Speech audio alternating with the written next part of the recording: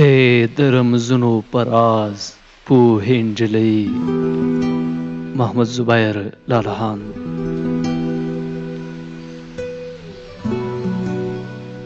ای د رمزونو په راز پوهې نجلۍ خپلې یاغې سترګې دې مه غړوه. ته څه پوهېږې چې د تورې سترګې د چا د زړه چمکې طوفان راولي.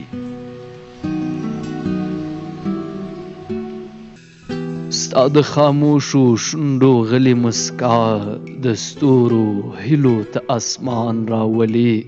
ستا نزاکت کې کتابونه پټ دي، ته د دې هورو د کالو سرداره، ته د یو چا د زړه آباد نړۍ.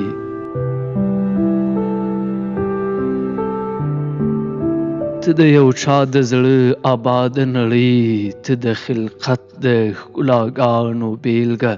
تا سره ښایي جنتي خبرې له پستو شونډو د قربان غواړمه د انسانانو په خاورینه نړۍ درنه کیسې د شنه اسمان غواړمه.